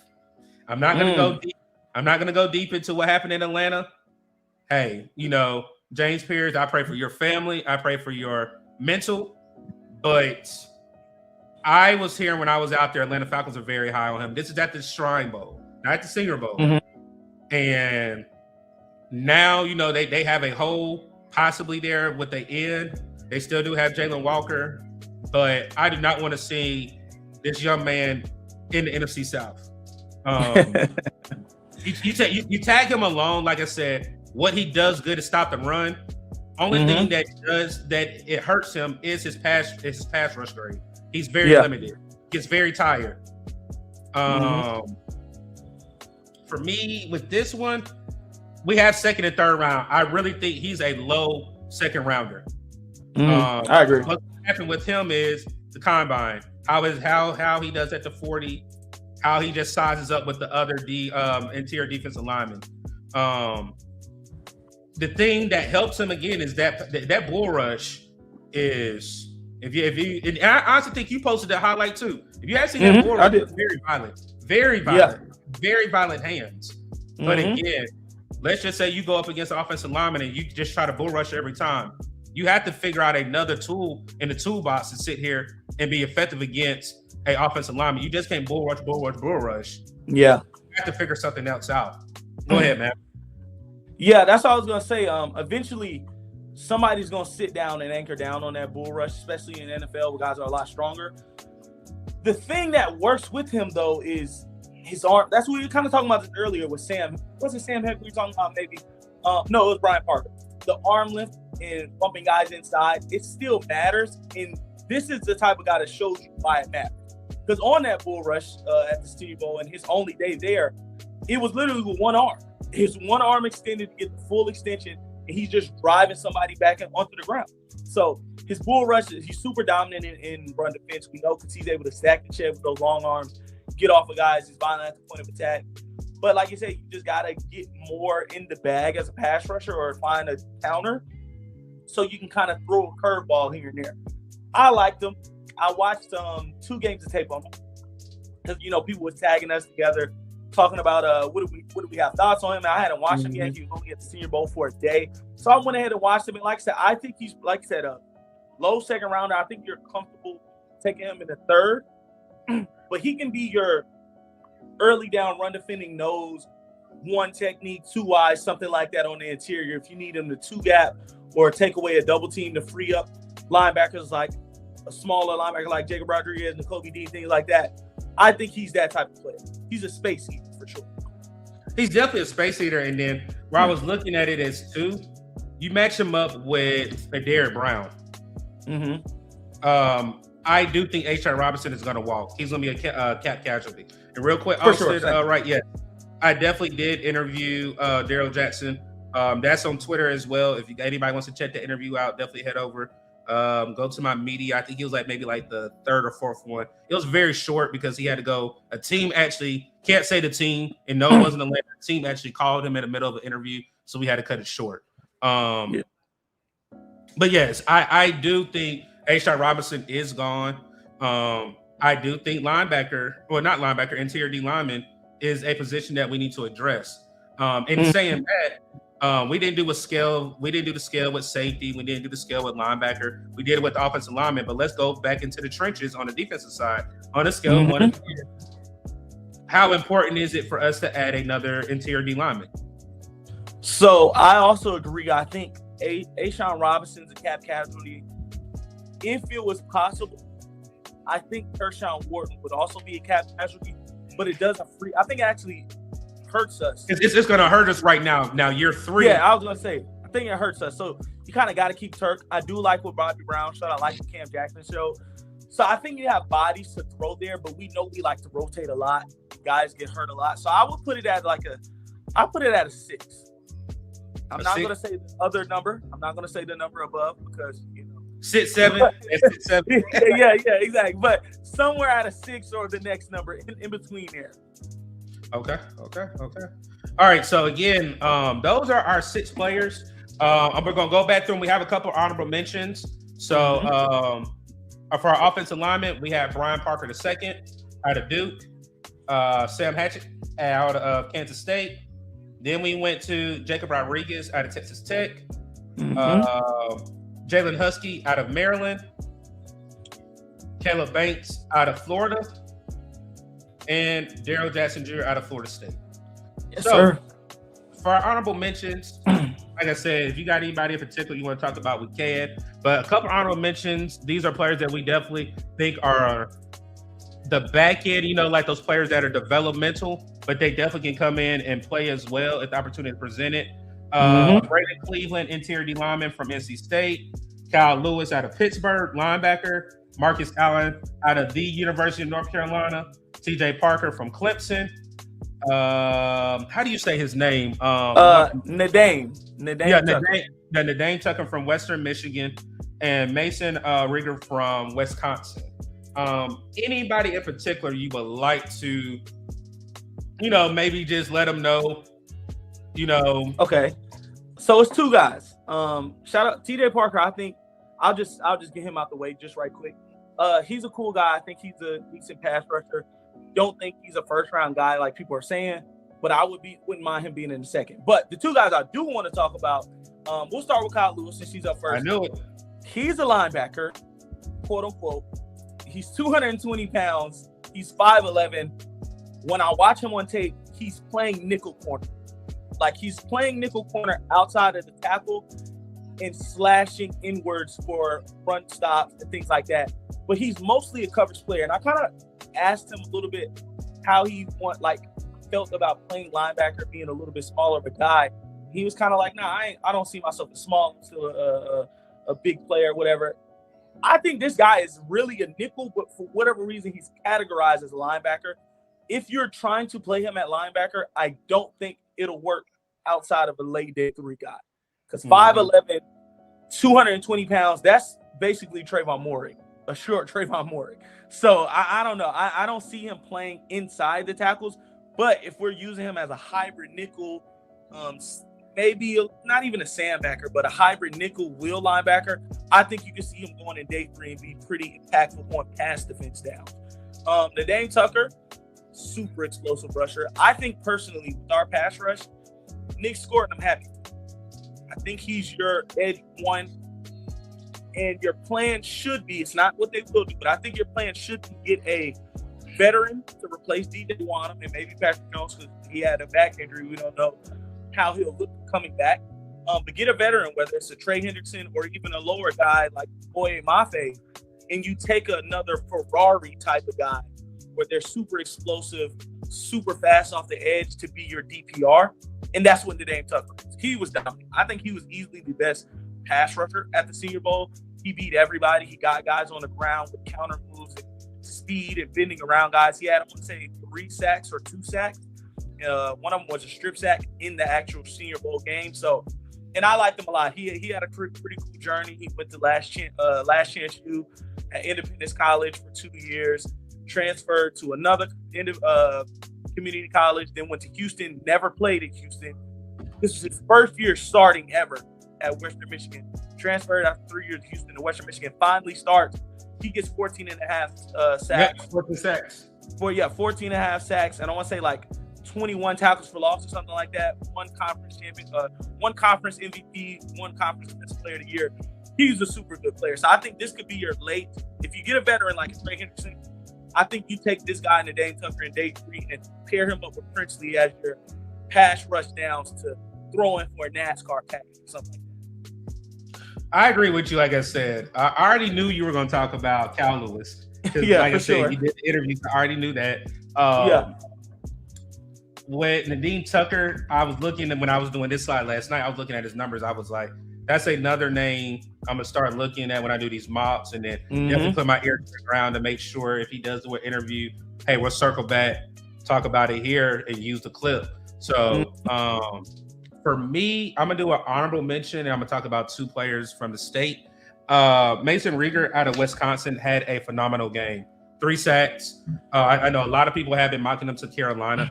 His stock is gonna go up, people. One thing I like in his interview, he basically said that the game is almost like learning for him. Throughout the game, his motor's never going to stop, but he's going to see, hey, what can I do? What pass rush move can I do? What can I get better at to go out in that next set of drives to be more efficient? And he finished with 3 sacks, I think a forced fumble, and he was the MVP of the Shrine Bowl about 2 weeks ago. Again, I think his motor is very high, very still learning. Just like I think Tucker is going to be a player still learning, but they can come in and, be developed, but also be there right now for rotational pieces. You're not focusing on them being 1 through 3. These 2, well, I would say me personally, I feel like Tucker and Rieger are basically anywhere between rounds 4 and 5. Not saying that makes them bad, But again, they just need some polishing and some development. Yeah. Did you? I'll say this one: Brandon Cleveland out of NC State. Yeah, I laugh because again, I got this Tar Heel hoodie on, and then even when I talked with Brandon, that's an interview. Again, if you guys want to see Dub really sport his Tar Heel love, that's an interview that was very interactive. Brandon was very personable. Even wanted to see if I can come to the local day. I'm like, nah, man, I can't come to the local day. That's only for them. They're in Charlotte, but this guy is a big ugly in a nice way. Because again, the hot molly where we use with it wasn't Gettleman. Yeah, when we had Gettleman as a GM, that's the term he used. The only thing that concerns me, and again, this is a development trait, his pass rush was a 62.0, but his run defensive grades is 75.2, which is meaning he's in that elite level. Throughout his 3 years, or his last 3 years at NC State, 72, 73, 68, and 23. Again, just like where Derek Brown didn't have high sack numbers until this past year, he only had 2 sacks this past year, 2 quarterback hits, 9 quarterback hurries. So for me, he's another development day 3 guy. Come in, be rotational. But also, again, I think we're forgetting about we still have Cam Jackson. I think Cam Jackson will be better. He just needs that development, and we'll see what he does. And then my last honorable mention is obviously Marcus Allen from the University of North Carolina. His wingspan and his arm length is going to blow people's mind at the combine. I'm just going to let you know right now. He's not the fastest. I think he may run maybe about a 4.5. I will be shocked if he runs a 4.4. I'll be shocked because if he runs a 4.4, his stock will only go up. But for me, he's a day 3 guy. To come and compete, he's definitely a depth piece. One thing that I think we still need depth corners here at Carolina. Corey Thornton, just look at it. He was undrafted, and he definitely showed us in training camp he was a bona fide dog. I think Marcus Allen, again, if we need another corner, he could be that corner that can definitely show us he's a bona fide dog. And I would love for him to stay in Carolina, even though he's from Texas. So those are my 3 for honorable mention, man. Yeah, for sure. Shout out to I'll say when you were talking about Nadeem a little bit, I also want to point out he only started playing football his junior year of high school.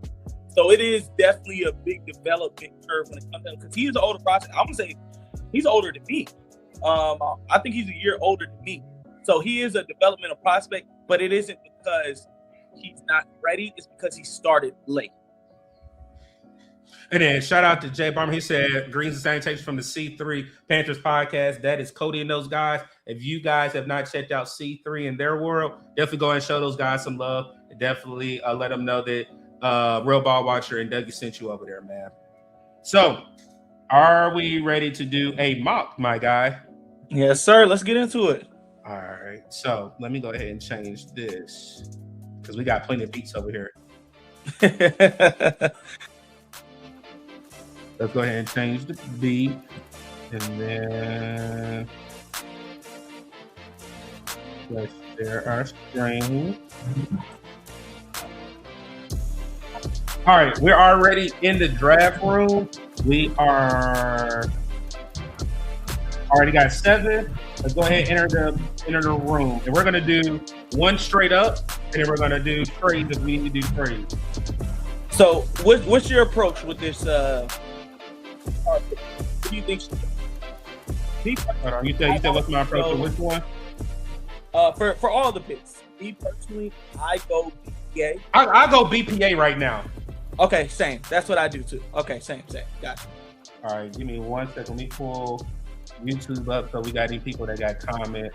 I can go ahead and pull it up. All right, we are in the draft.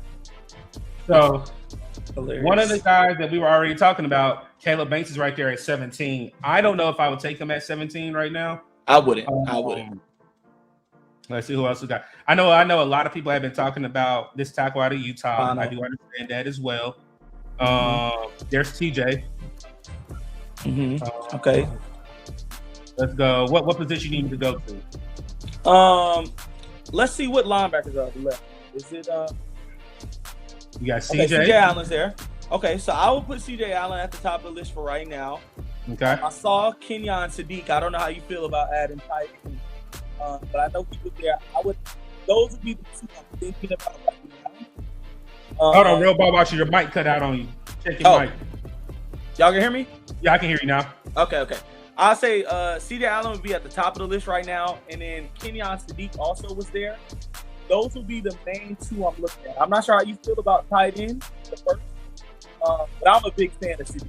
I think he could fix the gap issue when it comes to our playmaking ability, and we know Dan is looking to fix that. He said he was looking for guys that can take a 5-yard pass, take it to the house.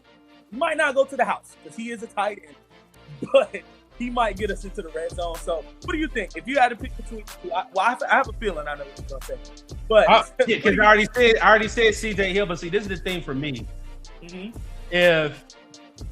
If we address, let's just say we address the linebacker position, I would probably go interior because I understand the tight end, but I would wait on tight end because we don't know the turnaround time for Sanders. But at the same time, I think I would right now, not knowing anything, I know linebacker is a need, and I'm going with CJ. Okay, let's go with. I was gonna say let's go with CJ. Okay. Like I take Kenyon every month. But yeah, let's do CJ. Let's switch it. All right. And then Lee Hunter is a dog. For sure, he was great at Senior Bowl. Dog. So, what you thinking? What position? I love Halsey. Super instinctive playmaker. Big hitter. He sets the tone. Played a lot of safety. I didn't see him play anywhere else. Really, it was mostly deep safety. It was mostly a deep safety. What about interior? Let's look at the interior offense. And then you might got to unplug and replug in because it went in and out. All right, it did it again. Yep. Okay, all right, but we right now though. You can hear me now? Yeah, you good. Okay, so this is a center that I saw at the Senior Bowl that was getting a lot of love right here. Out of Florida. Yeah, I talked to Jake. He's a good player. He's a pretty good player. I would have him at center. I think Connor Lewis better. I think he might be the best center, but he has a torn ACL, so I don't think we'll look at him. So I think right here is Sam still there or Brian Parker? Are either of those two still there? Yep, Sam is there, man. But you can wait. Is Brian Parker there? Do they have him listed at tackle? You got him listed at center. No, not Sam, but Brian Parker. Do they have him listed at tackle? Because I don't see him on there. Or is he further down? Yeah, I think he listed at tackle. Yeah, y'all let me see. They might got him at tackle.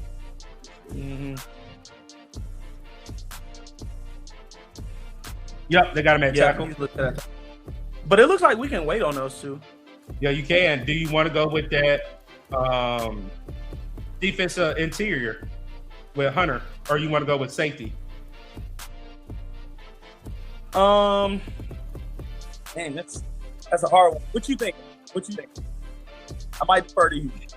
Let me see. It's a lot of safety. A lot of safety. Wait on.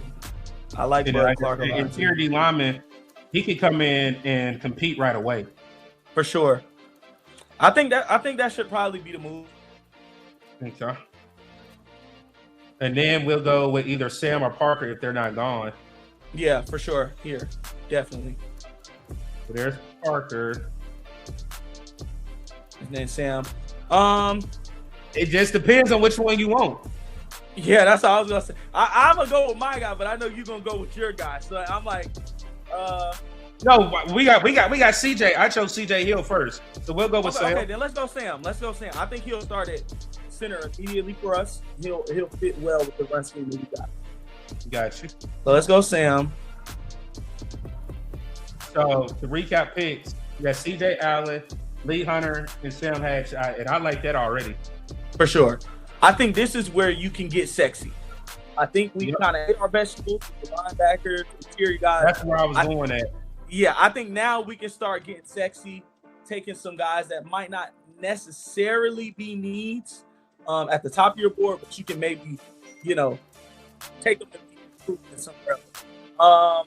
What you thinking right here? What position? Aiden Fisher, he was supposed to be there at the Shrine Bowl, so I wasn't really able to see him. This person right here, I'd rather take your guy than Perkins. Than Perkins, yes. I'd rather take Cal Lewis than Perkins. So let's see. Let's look at safety. All right, let's see. Let's see who's at safety.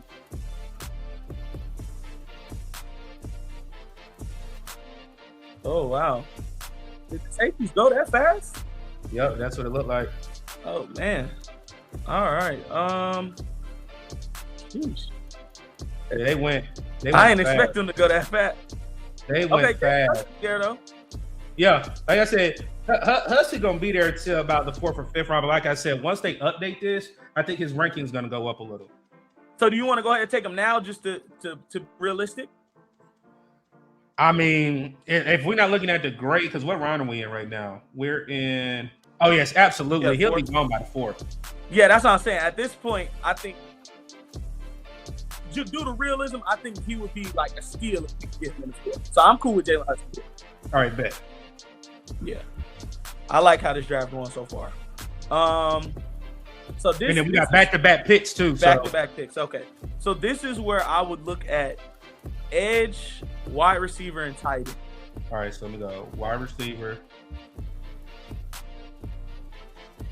Edge, yeah. There go your boy right there. So I already know we're gonna there. get him. I already know we're gonna get him. And then tight end. Okay. So I like Tyron Montgomery too. Okay, they got him updated. All right. That's the D3 guy that was at senior. Yeah, that's the one that was making all the plays, right? Yeah, that was him. He's super nice. The name's there. What tight ends are there? Let's say Tanner. I don't know how to say his last name. He's there though. All right. So I personally go Nadame. You want Nadame first? Pass rusher? Yeah, for sure. I would go Nadame here, and I'll let you do the second. Okay. So you got linebacker, interior, center, safety, edge, and then we got 3 picks left. I want to say after this. Yep, we got 3. Mm-hmm. Running back. Okay. Corner.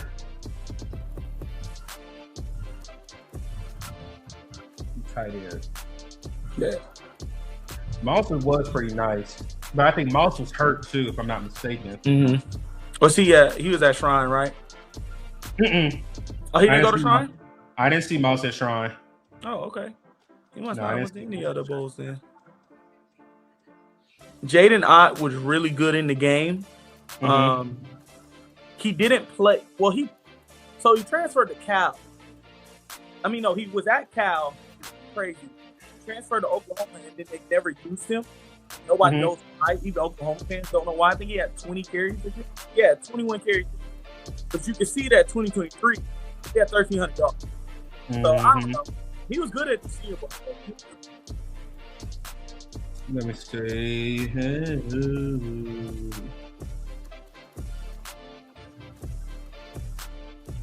We already got our offensive lineman.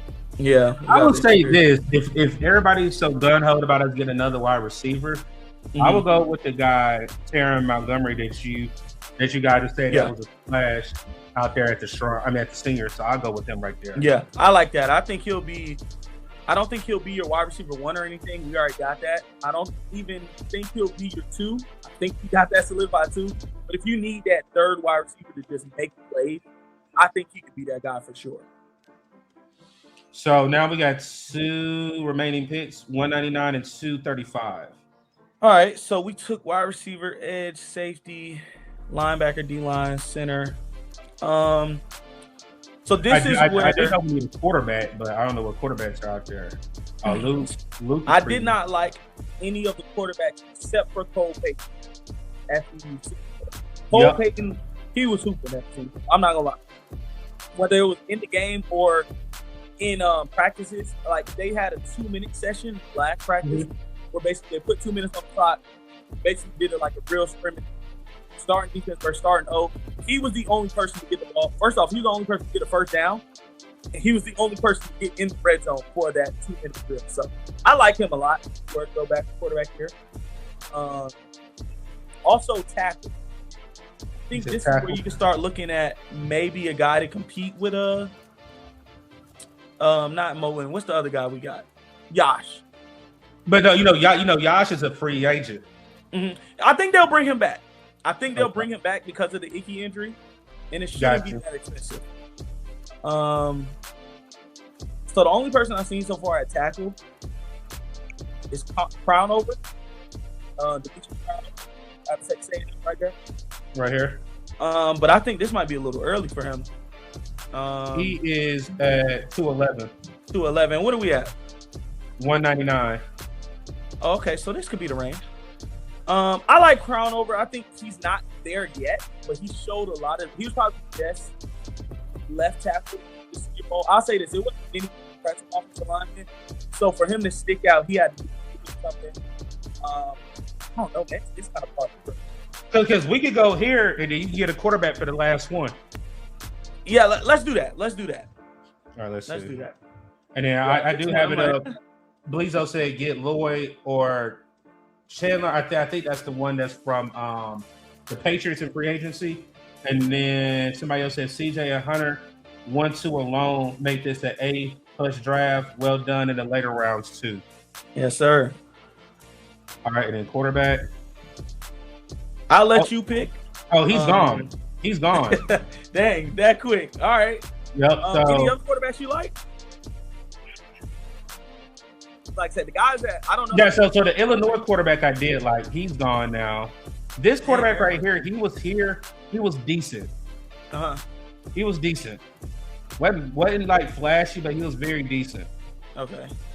I never watched. Now this is a guy right here. Oh. I know his numbers don't look good, but he had an arm on him. Is Drones in the draft? Yes. I never seen him declare.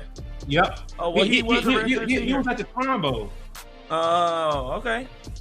I wouldn't be mad at taking Drones as a developmental guy. Yeah. I didn't even know he was in the draft.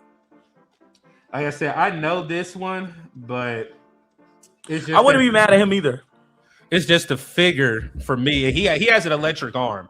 He has a very electric arm. He would be your Joe Milton type of draft pick. Yeah. All right, here we go. Hey, I like that. So let's see what they say. We should have got wide receiver. Figured. So I said PFF is so biased, but like I said on the back end, you still get a B+ and then an A. For those like I said, tackle, you get a B, a C, and then a B. You still finish with a B minus. Like I said, I like the draft.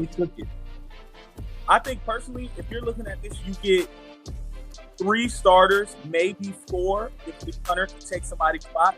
But honestly, I say it, you get 4 starters in the first 4 rounds, and then you're just getting developmental guys. I think if you leave the draft with 4 starters, with 4 impact players, or 3 impact players, really, you had a good draft. So getting 4, I think that's good. Yeah. All right, let's go ahead and do one more, and then we are out of here, man. Do that. All right, so this one we'll be able to trade. Yeah. All right.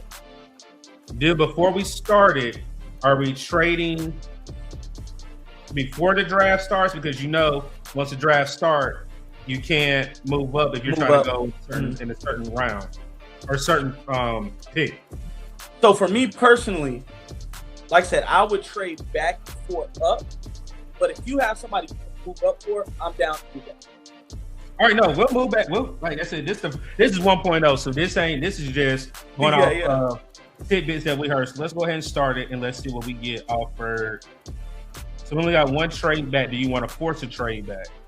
Okay, what's the offer we got? So the Seahawks are trying to move up, so we can get 32. They have 32, 64, 96, and 212. Okay. I'm not 32 is kind of far, but I'm not mad depending on when we get back. We can trade with anybody. Okay, so you got the Cowboys at 20, I'll say a team that has a lot of draft capital is the Browns. Because the Browns have the 24, 39, 70, 107, 139. I'm down to trade with the Browns. If we can get 24.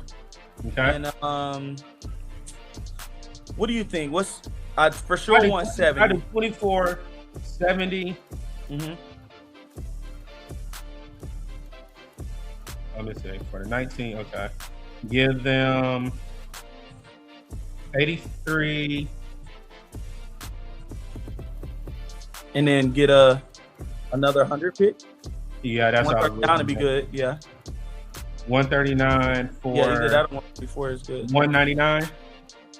Yeah, I like that. Let's see. Do they take it? Okay, they accept it. Okay, cool. Bet. All right, here we go. So we moved up in 2 spots just to move back a little bit. I like that. All right. So Parker, Casey, you guys there again? Yeah. There you go. I'm gonna let you get first time, and then I'll go second. So let's look at edge. I see a guy I already like there.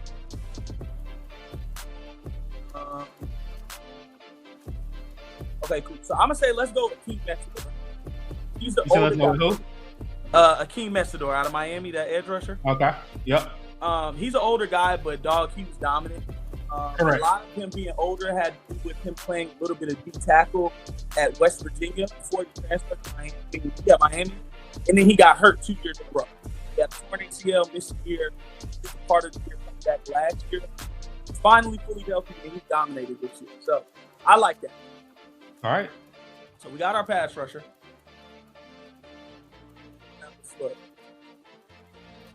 All right, let's go. Because you can go with Hunter again. I like Lee Hunter.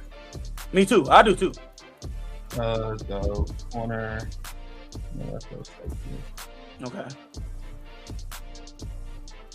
Lee Hunter, Kamari Ranch. Because we got a safety last year. We got a safety. Yeah, like I said, the trenches is where it's at to have a dominant defensive front. So for sure, I'll go with Lee Hunter. I'm down. Yeah, let's do it. All right, it's back on you. We're gonna flip flop now between picks. Let's look at. We didn't get a linebacker yet. Let's look at linebacker and safety. You want linebacker? York is good, but York is very undersized. I think he's 5'10" or 5. Oh. Well, there's my guy. I already know where you're going. yeah. There's my guy right there. So I'm good with that. All right, bet. Him behind Lee Hunter, I like that a lot because you're going to keep him clean, so you don't even have to worry about him taking a block. Him behind Lee Hunter and Derek Brown, yeah, I love that. Safety, corner. He did not look good. Dixon did not look good at the Senior Bowl. He did. I will say day 3, he showed up. He played better day, but those first 2 days, if you wanted to make a play, line up like that. I'm not gonna lie. But that 3rd day, he turned it around. 6'2", 208.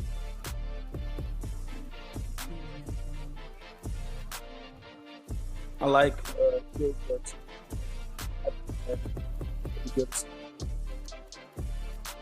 I know a lot of people like this guy too, Kilgore. Mm-hmm. He's your like quintessential run stopping tool that can also play a little bit of coverage.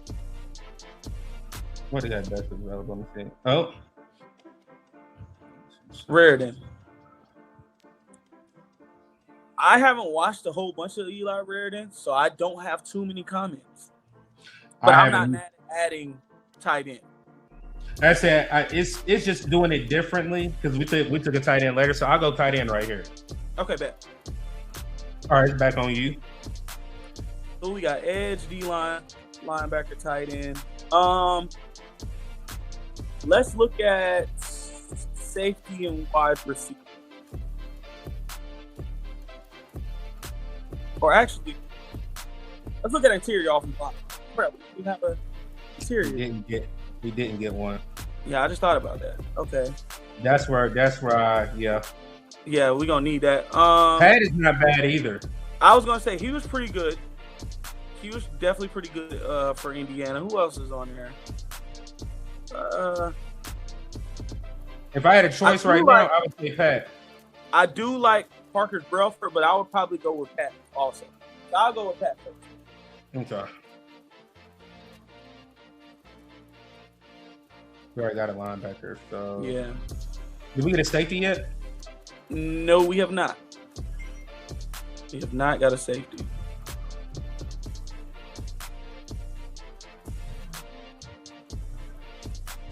Cole, what's his name? Texas Tech. Yeah, I like him a lot. I didn't watch him fully, but I've watched like 4 or 5 players from Texas Tech, so I see him secondhand smoke in there. But I like what I see from him a lot.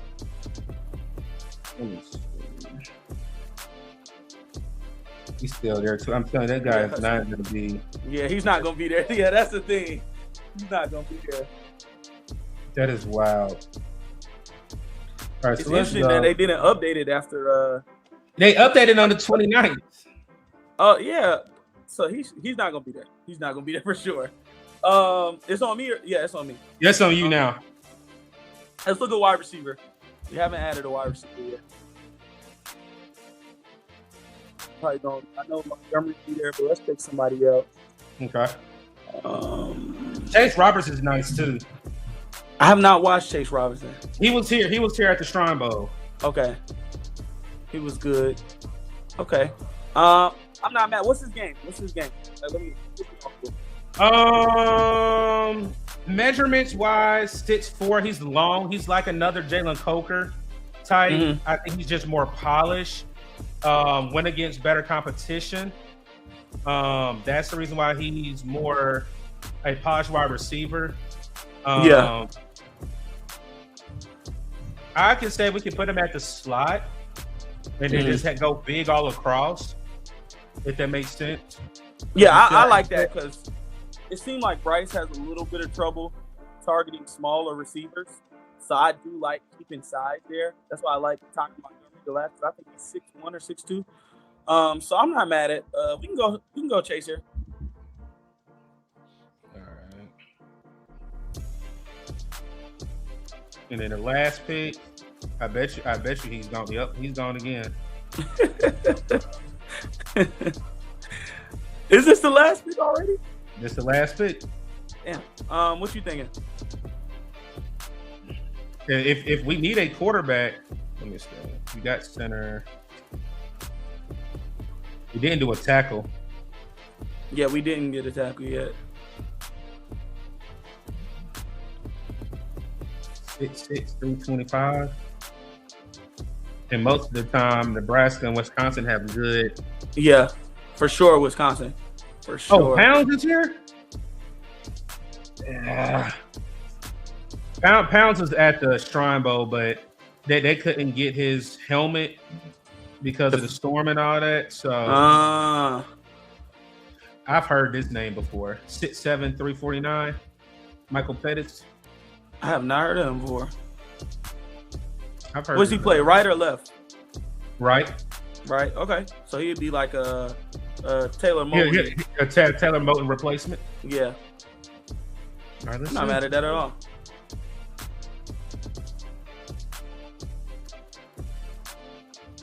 I see. So we got a B plus. I'll take that. Okay, for sure. Another A there. Like I C. said, we went with our guy before he got taken. I already knew they were gonna do that. B, C. Husky. Did they give Husky a F on the last one? Yep, because we took him in a fourth. Yeah, that ain't right. He's going before there for sure. But we But still again, got B minus. You still got a B minus, man. So, like, honestly, like I said, it's PFF, man. It is PFF. Let me see. And I'll say for PFF, Trevor Sikkema is kind of in charge of the big board for that. So it's not like it's a consensus. It's based off kind of one guy's big board. So that's why there's a little bit of discrepancy in where guys go. But I like both of those drafts. I'm not gonna lie. Yeah, like I said, this is just 1.0. 1.0. We'll have more coming, man. We definitely appreciate the Real Ball Watcher pulling up on us, man. Again, we're almost 2 hours in, man. I did not think it was going to be 2 hours.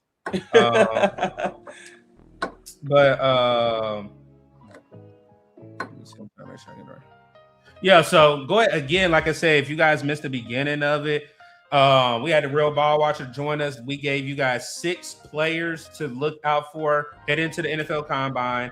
I think we also gave you 6 honorable mentions, and we did 2 mock drafts. 1 stay still, 1 draft up. Move back and trade back. So, man, go ahead and tell the people where they can find you at, man. Yeah, man. Like I said before at the start of the show, The Real Ball Watcher on YouTube and Patreon. If you like the draft evals, like very detailed, a lot of all 22 draft evals. My Patreon is there. I got a 7-day free trial for all those guys. It's only on Patreon because they get monetized on YouTube.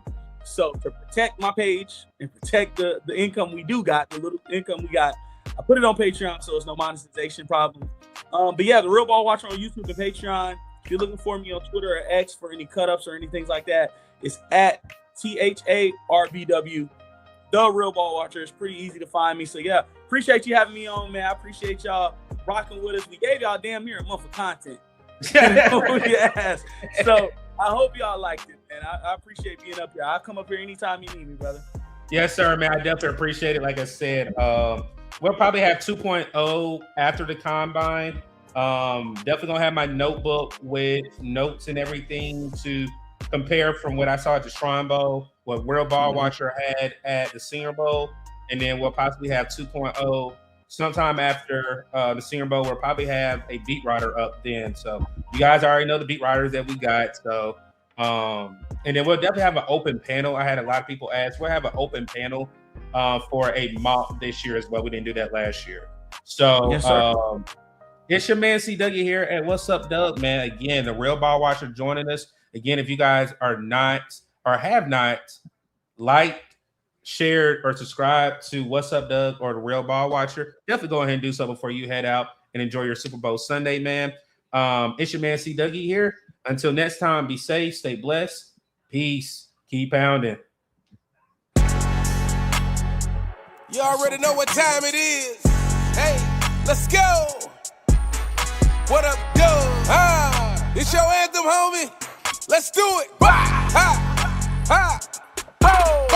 up, Doug? What up, Doug? What up, Doug? What up, Doug? What up, Doug? What up, Doug? What up, Doug? What up, Doug? Let's talk. Let's talk. Let's go. Let go. Let's talk. Let's talk. Let's go. This let go. What up, Doug? What up, Doug? What up, Doug? What up, Doug? What up, Doug? What up, Doug? What up, Doug? What up, Doug? Let's talk. Let's talk. Let's go. Let go. Let's talk. Let's talk. Let's go. Let go. Let's go. 7 points on the board. Touchdown. You can never ignore. Let's go. When we into the end zone, take a look at the score. Bryce Young out here throwing dots. O-line out here holding blocks. We too real, no Photoshop. Just a few things that Doug talk about. What up, Doug? When they see it in public, they showing them love.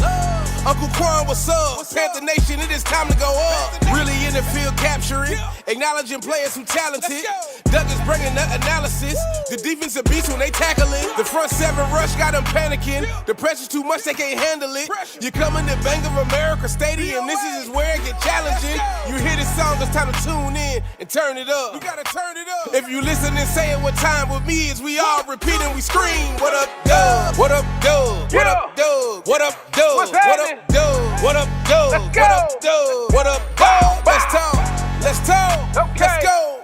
Let go. Let's talk. Let's talk. Let's go. This let go. What up, Doug? What up, Doug? What up, Doug? What up, Doug? What up, Doug? What up, Doug? What up, Doug? What up, Doug? Let's talk.